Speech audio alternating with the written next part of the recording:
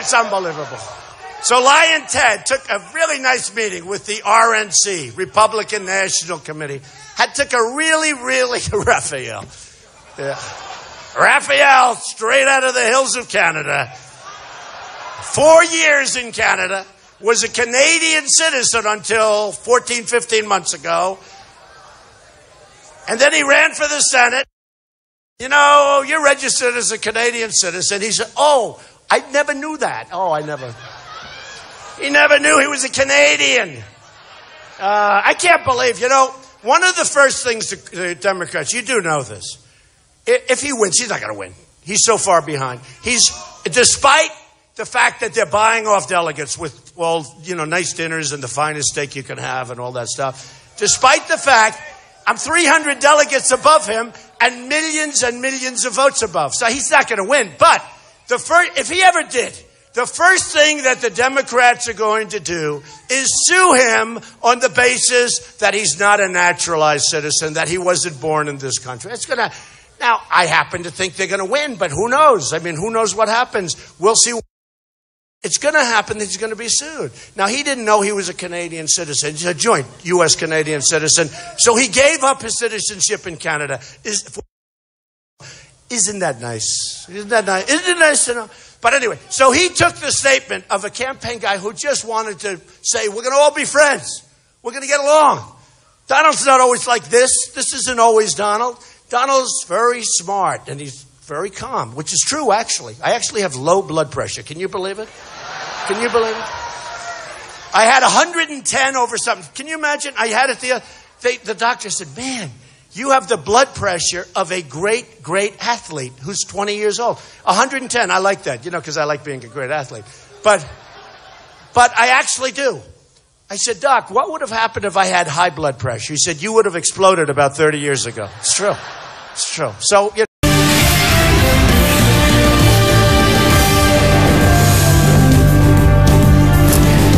welcome to Hannity, and tonight the 2016 race for the White House enters a new phase after frontrunners Donald Trump and Hillary Clinton both scored huge victories in their home state of New York. And standing by tonight at the Hannity Big Board with more information, Fox and Friends, Heather Nauert. Heather. Hi there, Sean. A very good night for Donald Trump in the Empire State. 95 important delegates at stake. Trump added nearly all of them to his war chest as he presses ahead to try to reach that magic number of 1,237 delegates needed to secure that nomination. Trump happy with the results from last night, of course, but he says there is still work to be done and was back on the campaign trail earlier tonight. Take a look here. Look, hey, folks, to a large extent, we have to build the military. We have to do so many different things. We'll go over them. We're going to build our military so strong, so powerful, nobody is going to mess with us, right? Nobody. No, it's a very important thing. We have to go out. We have to win. We have to win to make our country great again. We're going to make our country great again. Going to make our country great. Yeah, okay. We'll build the wall. But who's going to pay for the wall? Who?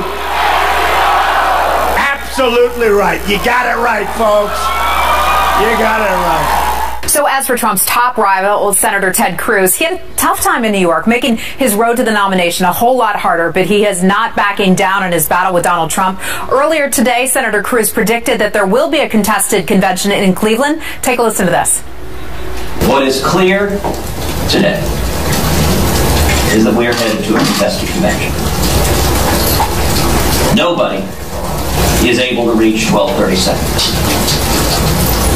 I'm not going to reach 1237, and Donald Trump is not going to reach 1237. Well, there you go. Then on the Democrat side, Hillary Clinton easily winning her home state, and her campaign is now saying that Senator Bernie Sanders mathematically has no chance to defeat her for the nomination. Sean, Tuesday, the candidates, both parties facing off in Connecticut, Delaware, Maryland, Pennsylvania, and Rhode Island. A combined 118 delegates on the line for the Republicans, 384 delegates in play for the Democrats. So we will be keeping a close eye on those races, as you know. Sean. All right, coming down to the wire. Thanks, yeah, Heather. certainly. Thanks. All right, appreciate it. Now, joining us now, the author of The Greatest Comeback, Patrick J. Buchanan, is with us. Sir, how are you?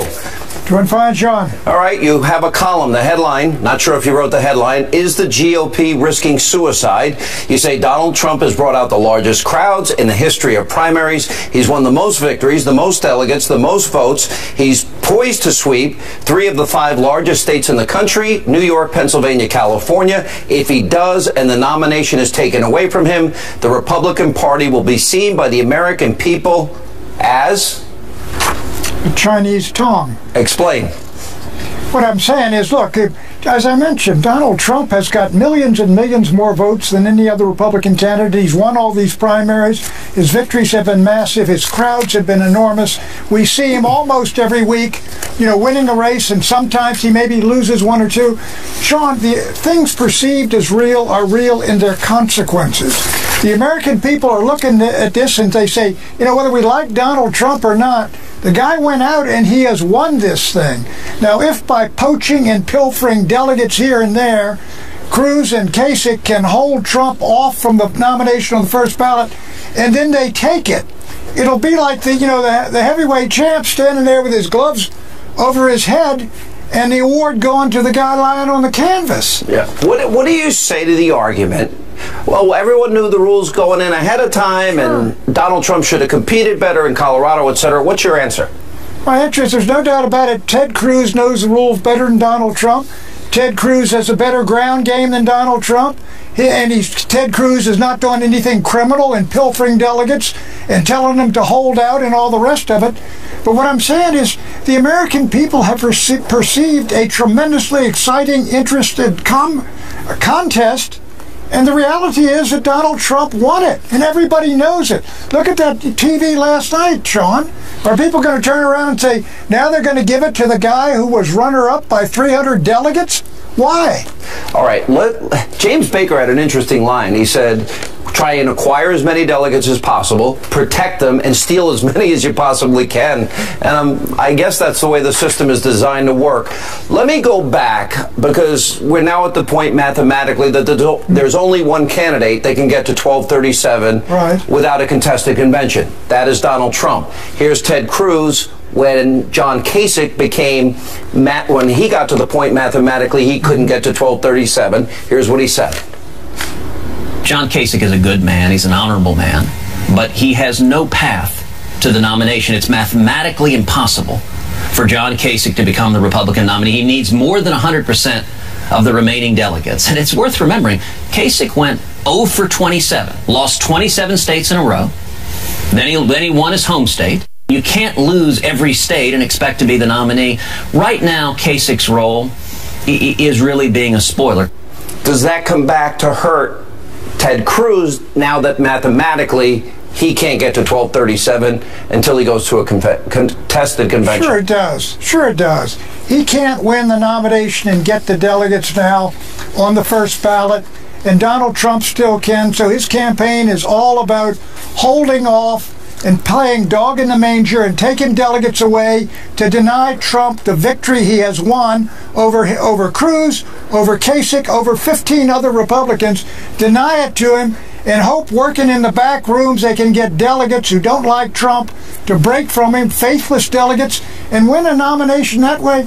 Sean, we've been in a political era since Jack Kennedy swept the Democratic primaries, Nixon swept the Republican primaries in '68, McGovern had a great campaign and took the Democratic Party. The idea that we're going to backroom politics like the 19th century and confer the nomination on somebody who is a clear loser, it's not going to go with the American people. It looks like it's a contradiction of democracy. What about comments, John Boehner, for example? Oh, anybody can be nominated on the convention floor, or the comments yesterday of Mitch McConnell, or the comments of Mitt Romney, or the comments of Karl Rove about a fresh face. Clearly, there seems to be a strategy emerging behind closed doors about the white knight candidate that's going to come in, somebody who didn't even run in this primary, which would render everybody's vote, everybody's caucus time irrelevant, Sean, and they would be disenfranchised. You mean Rove talks about a fresh face? We have watched this process for a full year almost. We've watched it every week. It has been terrific. We've seen millions and millions of people come out. And the Republican Party, Rove, and all the guys on Capitol Hill, the hated establishment, are going to get up and tell us, hey, folks, that all was just advisory. We're going to decide on the nominee when we get to the convention in the back rooms and who we think will best represent this small party of ours. I think, again, Sean, I mean, the Republican Party in the Reagan era was America's party. That would be the end of America's party. All the hopes to become that again. There's a contentious battle, especially on social media. If you're a Cruz supporter, if you're a Trump supporter, you can read it. It's intense. Here's the question. I believe if the party doesn't unite behind the winner, and that means all of the 17 that originally began here, and the rest of the party, and the establishment, and I think some establishment might want to see Hillary win so they can say to the voters, oh, see, we told you so. You should have gone with our establishment candidate. But the question is, do you see them uniting in the end, knowing that if they don't, Hillary Clinton is the next president? I think any Republican, a major figure in the Republican Party, who walks away if Trump is the nominee and says, I'm not endorsing him and I really don't care if he loses, is going to be just like those folks in '64, Rockefeller and Romney and Scranton and all the rest. And after that, they were ancient history, Sean. Richard Nixon and Ronald Reagan went all out for Goldwater when he was 50 points behind. Nixon traveled to more states, I think, than Goldwater did. They fought for the party, and when the party went down to defeat, they were right there standing with their guy. The future belonged to them because of that, and it didn't belong to the guys who walked away and went over the hill. All right, Pat Buchanan, always great to have you. Thank you. And coming Good talking with you, Sean. Senator Ted Cruz was a guest on my radio show yesterday. It got a little heated. He got defensive when I asked him about the delegate process. We're going to play that interview, and then later tonight. We have several ways to get to 1237 by early June. Nobody is able to reach 1237. Donald Trump's convention manager says that his candidate will win the nomination on the first ballot in Cleveland, but Cruz says otherwise. Our delegate experts break down the numbers. Plus tonight. What's the one word you would use to describe Hillary Clinton? Treacherous. In a Hannity exclusive, you're going to love this. We sent David Webb to ask Bernie Sanders supporters to describe Hillary Clinton in one word. Their answers are devastating for the Democratic frontrunner. That and more tonight on Hannity.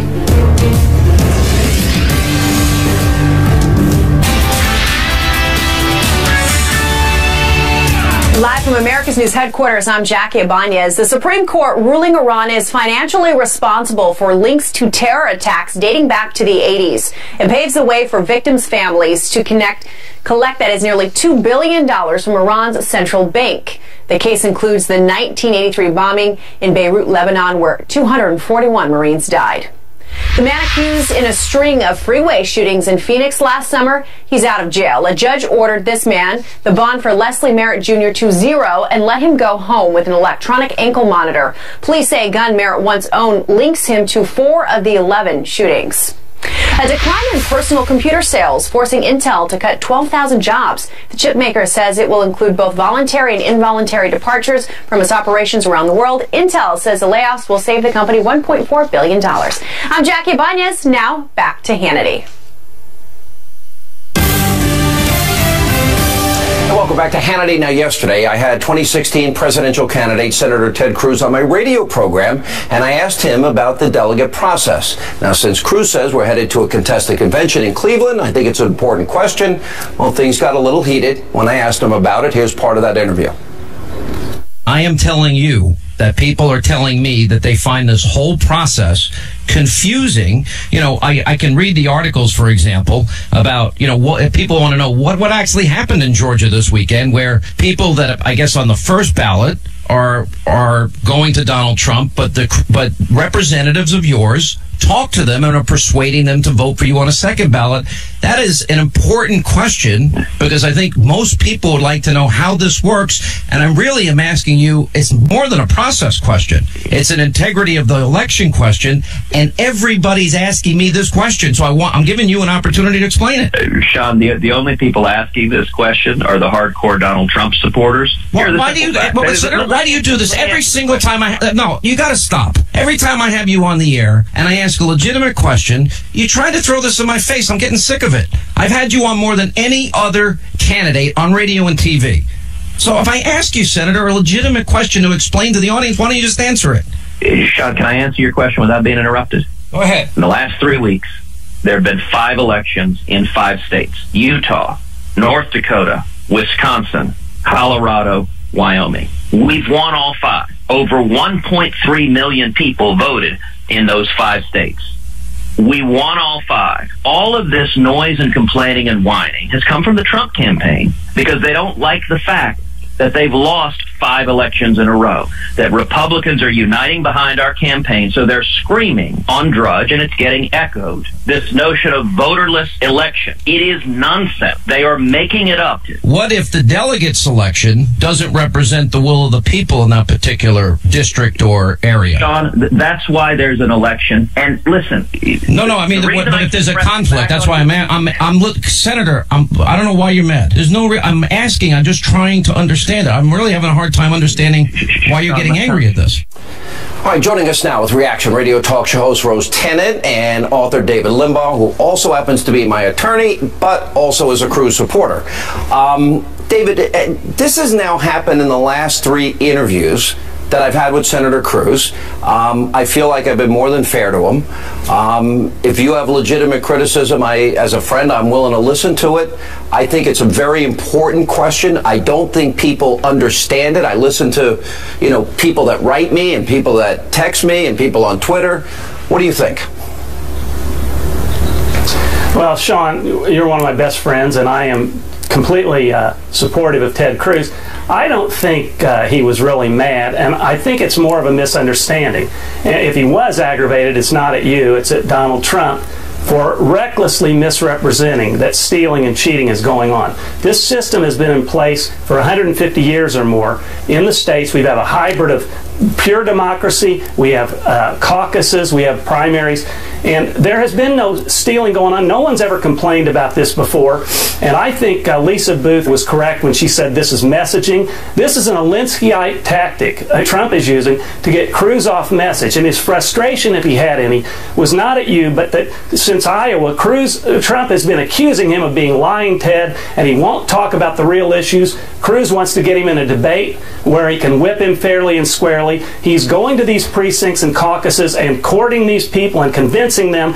But Trump accusing Cruz of cheating is also accusing the grassroots people, saying that party bosses have stolen this thing. These are grassroots people who have walked these precincts and worked hard all their life for conservative principles. And for Trump to say there's cheating going on, he's impugning them and he's undermining the election process. Rose, let's get your take on it.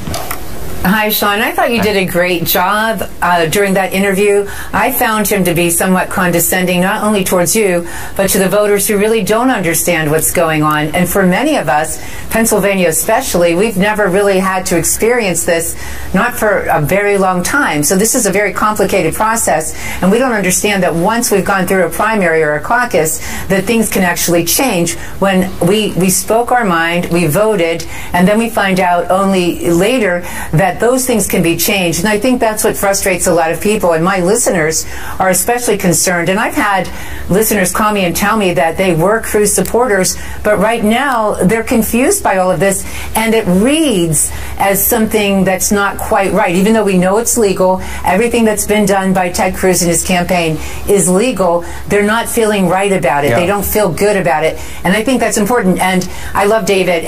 But I'll tell you what, there are grassroots volunteers on the other side, on Trump's side, working for him tirelessly, putting in so much time, enthusiasm, and passion into this campaign, and they're feeling as though the primaries don't matter. David, I'm sympathetic to the idea that everybody knew the rules going in. Going forward, meaning not in this election cycle, I would like to see, it's a national party, the party represents the people.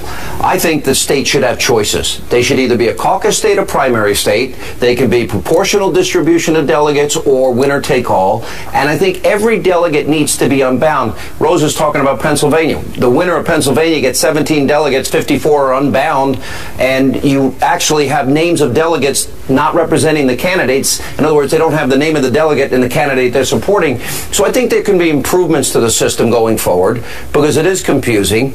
I don't see any problem courting delegates for a second ballot. If you think it's going to go to a contested convention, that's fine. But I think having it explained by the candidates what their strategy is a legitimate question. Oh, I don't disagree with that. I wish he would have answered it directly and blown it out of the water. But because these rules have been in place, and Trump knows it, and this is disingenuous for him to do it. You're correct. If we want to change these rules, we have to go obey the process in doing that too. Obey the rules. Do it in a timely way. Do it in a way that's way before the election, the primary process begins, not after the fact, after you've lost these elections because you've been outgunned, outprepared, outmaneuvered, and outworked by Ted Cruz. And so I just don't think it's right for Trump to raise these issues. It's a fine, legitimate question for you to ask. But states and the party have a right to do what they want to do, and we don't want it forced down their throats. But there ought to be what about the fact that 60% of the people voted for Trump last night, and he'll get 90% of the delegates? It's not a pure democracy any way you do it. And so and Trump has far more delegates, a far higher percentage of delegates than his percentage of popular vote. Right. Part of the reason we have this convention thing is that people want to marshal a majority coalition which can go against the Democrats and defeat them. If Trump is unable to convince a majority of unbound delegates, should it go to a second or third ballot, then there's no way he could have beaten Hillary Clinton. Rose, last word, quick.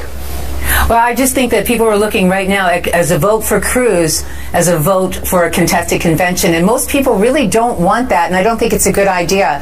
And I think that for Pennsylvanians, they better know who they're going in to vote for, not just for president, but delegates as well. They got to get a commitment from those delegates going into the booth. Actually, in the next 2 days, I'm putting up on my website who the delegates are supporting. So this way people in Pennsylvania will know. I think that's just fair for them.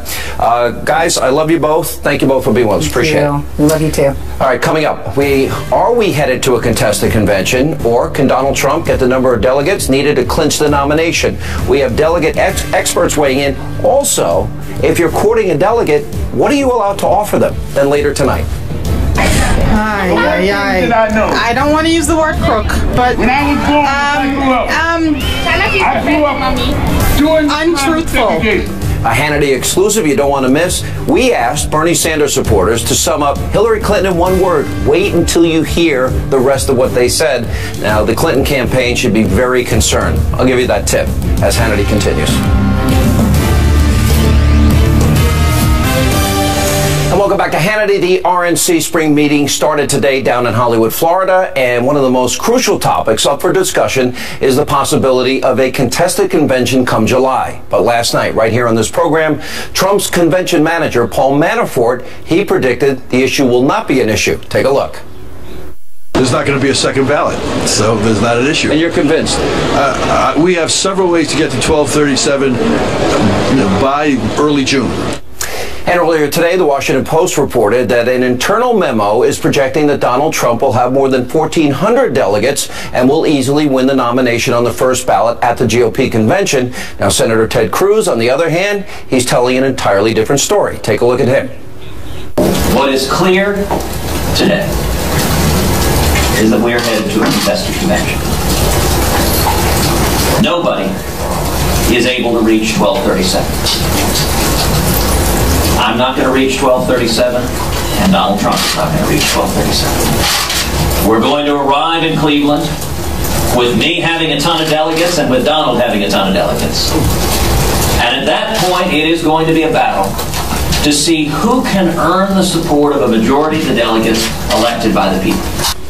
Joining us now with reaction, the founder and president of High Noon Strategies, Lisa Booth, and the leader of Clark Hill's National Political Law Practice, Charles Spee, is with us. Lisa, let me start with you, because mathematically, there's only one guy left that now has a chance to get to 1237. If you look at the percentages, it seems within the realm of possibility, about a little less than 60% for Donald Trump to get the nomination, to get to 1237 before we get to the convention. Thoughts? Well, you're right, Sean, and we're seeing a lot of campaign spin from both campaigns. I don't think Donald Trump can get to 1,400, but he can get to 1,237. You're right. He's the only candidate right now that's poised to reach that number. And look, we both know that this is about delegates, but it's also about optics. It's also about momentum. Donald Trump came off of a bad couple of weeks there where Senator Ted Cruz won Wisconsin, Colorado, and Wyoming. However, he had a huge win in New York last night. He got 60% of the vote. He shored up almost all of the 95 delegates that were on the table. He also heads into next week on the 26th, where there's Rhode Island, Delaware, Maryland, Pennsylvania, all states that he is poised to do very well in. So Donald Trump needs to carry that momentum into May, and we'll see what happens. But there is definitely the opportunity for him to become the presumptive nominee, with the pledged delegates and/or pick up enough unbound delegates to win on that first ballot. Charles, let's talk about Pennsylvania. The winner of the state of Pennsylvania, Trump is up by about 20 points in the state, according to the Real Clear Politics average. But only 17 of those delegates are bound. Another 54 delegates are unbound. On the ballot itself, they have delegate names, but they don't have who the delegates are going to represent if elected. So it gets very confusing. How does that work out?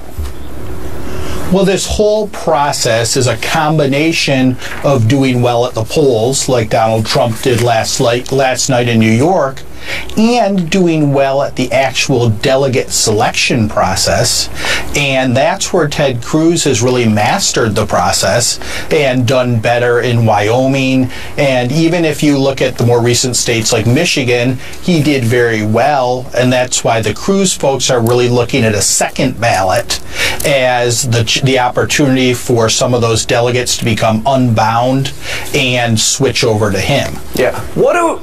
In the course of courting, for example, let's say candidate A has on the first ballot, they have committed delegates. But if candidate B and C are courting those delegates for the second round of balloting, what are they allowed to offer those delegates? Anything? Can they pay for their plane tickets? Can they pay for their hotel rooms? Can they take them out to expensive steak dinners? What are they allowed to do by law? That's a great question, and it matters if those delegates hold any sort of public office, in which case, if you're giving them a trip to Mar-a-Lago, you might be seeing the FBI outside your door. Yeah. But if they're just regular citizens that are serving as delegates, there's very few rules that govern what you can do. You certainly can court them. When you say, but court them and pay for their plane ticket, the hotel room, and take them to a steak dinner, that seems like a little more than courting. That seems like quid pro quo. It means that you've got to be very careful about the optics, but what governs here are party rules, and the party rules don't prohibit you from courting them or even giving them a plane ticket. Can you buy them a car? I wouldn't recommend doing it because I think it would be a terrible story. But you can spend money on them. I mean, you know, it seems you gotta. That would worry me and concern me. Lisa, let me ask this question. There was a Real Clear Politics column yesterday, and the headline was that Cruz could come in dead last in Pennsylvania and still take home more than half the delegates. Well, it's interesting. And look, what we're seeing this election cycle, because in previous election cycles, we've had a nominee who's become the presumptive nominee at this point. Now, granted, we started out with 17 candidates, so everything about this election cycle has been unorthodox and has been a little bit different than previous election cycles in recent memory. So what we're seeing now is sort of the curtain being rolled back about the process, which is really something which is really something, Sean, that people just haven't been interested in because they haven't had to be interested in it. And what I think Donald Trump has done, which has been interesting, is I honestly don't think he cares as much about the process as he's letting on. I think what he's doing from a communication standpoint is some table setting, because what he has now done is created this scenario where the RNC delegates have a bullseye on their back, and people are going to be paying attention to everything that what they are doing, and what they're going to be paying attention to the convention rules and to everything to a degree that they wouldn't have been otherwise. So it's interesting to see him do this. If it's interesting, both in Wisconsin and New York and exit polls, in Wisconsin, a state that Donald Trump lost, in New York, a state that he won, 60% of Wisconsin voters, 70% of New York voters said that they think the person with the most votes, delegates, and states won should get the nomination regardless of 1237. Do you think that if the party sticks to its rules, which I assume they will, and it is a contested convention, if they do leapfrog over somebody that has more votes, delegates, and states won, what do you think the result of that is? Real quick, I'll ask you both. Well, I think they're going to see a lot of voters that are upset if that happens. But Sean, to point out one thing, for over a century, you've had to get the 1,237 number. And so I think it's in Donald Trump's best interest, if he wants to be the nominee, is to try to focus on the states, to get the number, to get that number, and also to be looking at the unbound delegates that could potentially help him on the first ballot become the nominee. Yeah, and Charles, there's what, about 150 or so of those? At least, depending on how the state laws are applied by the Credentials Committee at the actual convention in terms of how people are bound. But Sean, if you were to ask that same polling question about is the team that's ahead at the end of the 8th inning, should they be favored to win the game? Most people would say yes, but they would also say play that 9th inning, follow the rules, and finish out the game. All right, guys, good to see you both. Appreciate it. Thank you, Sean. And coming up next tonight on this busy news night on Hannity. What's the one word you'd use to describe Hillary Clinton? Oh, she's a liar. Bernie Sanders supporters, we asked them one word to describe Hillary Clinton. It's a video you will only see here on Hannity tonight. It's shocking, and also later tonight. If this Congress and the next president do not take an action to secure this border with Mexico and enforce the immigration laws, every county in America will become a border county. Every county in America, a border county. A Maryland sheriff sounding the alarm about border security. That and more tonight on Hannity. It's humbling that you'd trust me with the awesome responsibilities that await our next president.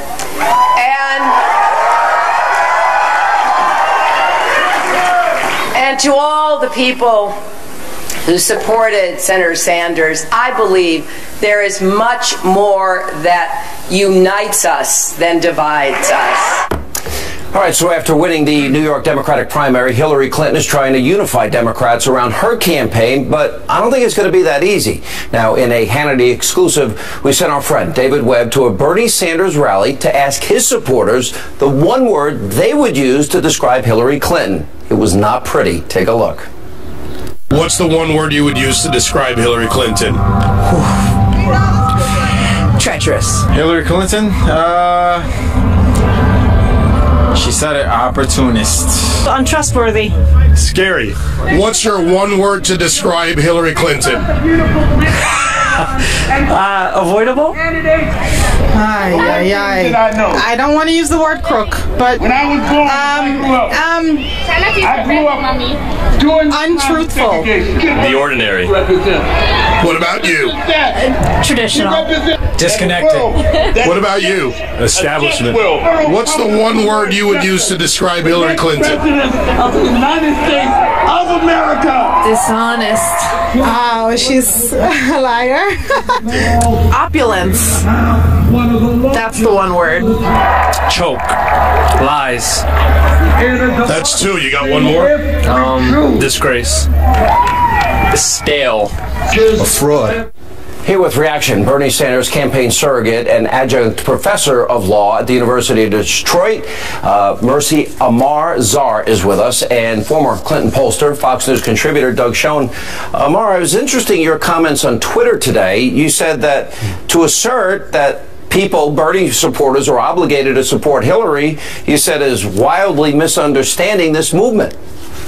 Yeah, well, I mean, the Bernie Sanders supporters and the Bernie Sanders movement is about bringing a new generation of people into the political process, new kinds of thinking. Hillary Clinton kind of represents the old way of thinking, the traditional way of thinking. That's why I think you see a lot of the reactions you saw in that man on the street video. What would be the one word you'd use to describe her? Credibility issues. Is that two words? That's not a word. Go on, try again. No, I mean, I think that's the main problem that a lot of us have with her. Do you think she's a liar? I wouldn't go as far as to call her a liar, but do you think she's dishonest? There are some honesty issues, and do you think she's untrustworthy? Many of us do, yes. And you're one of them? I do think that she's untrustworthy. I mean, when we see what happens, she's crooked? No, I wouldn't use that word. Yeah, okay. Doug, fully 25% of Bernie supporters are saying they're not supporting her. Right, and that's now, Sean.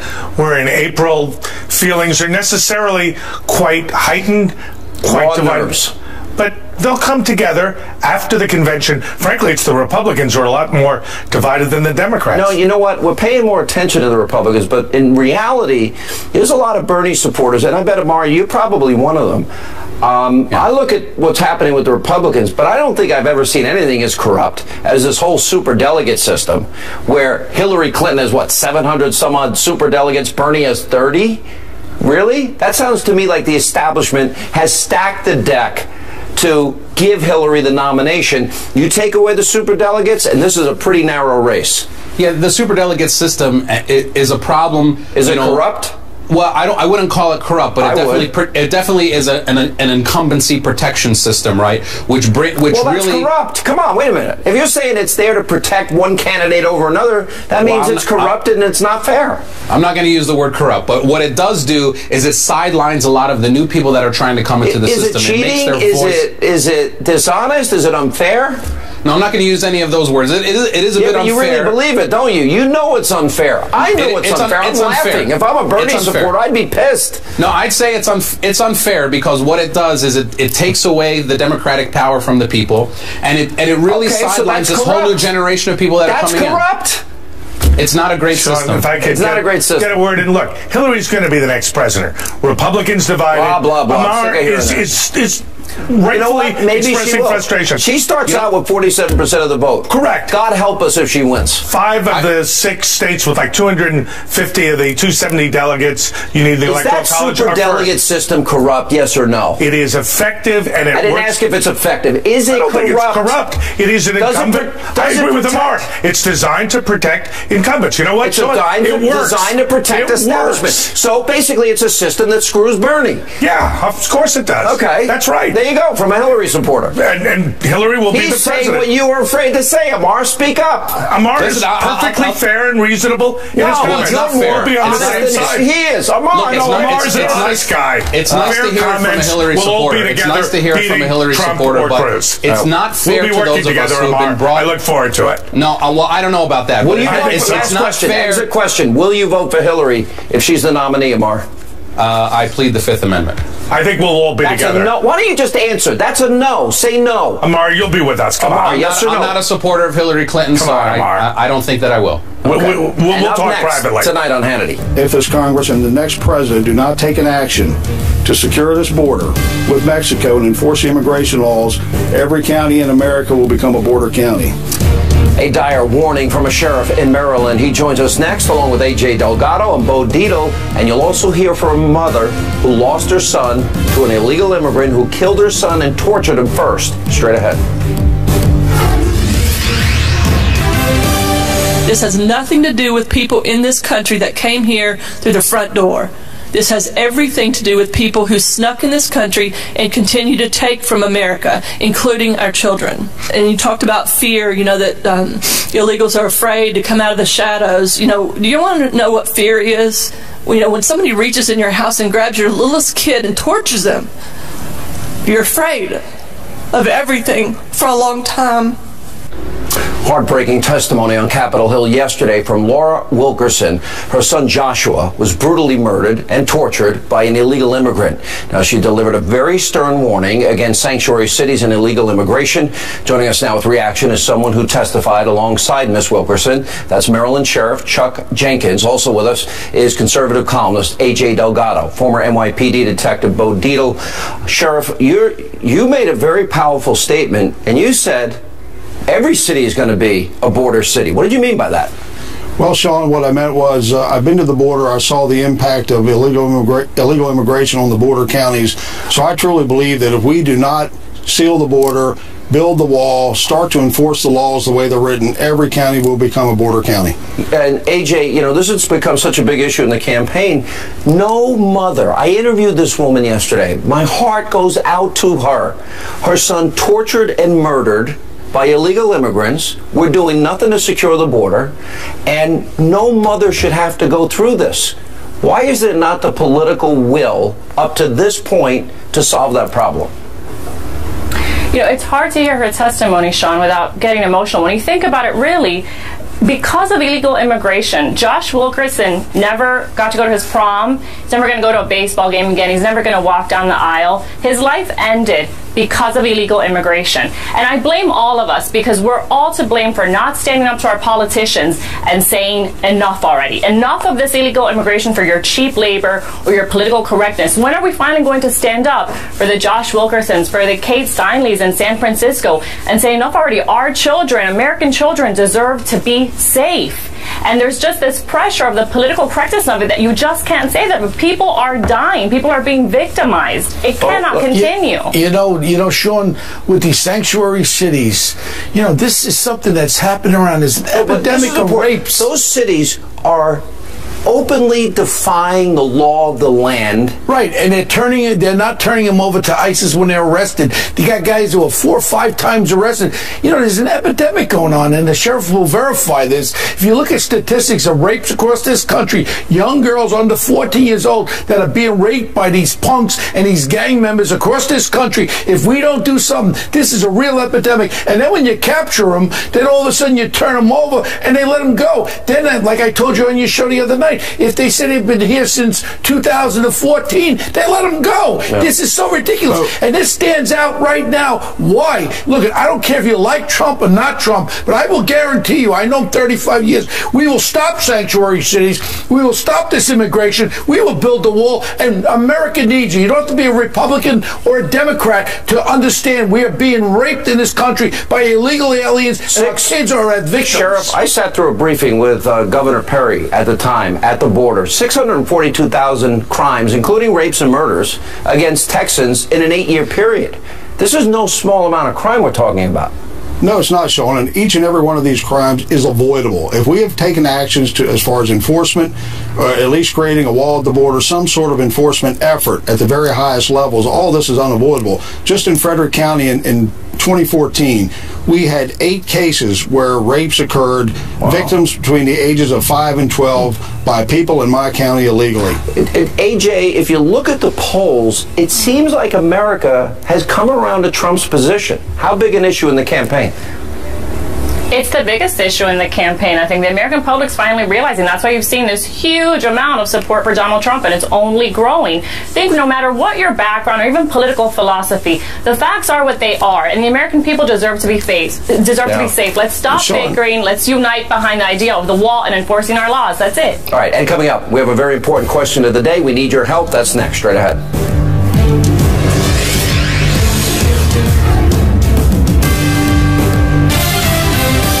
All right, time for our question of the day. So, do you agree with the people of Wisconsin and New York that the candidate with the most delegates should win the GOP nomination? We want to know what you think. Go to Facebook.com/Sean Hannity, @Sean Hannity on Twitter. Let us know what you think. That's all the time we have left this evening. As always, thanks for being with us. We'll see you back here tomorrow night.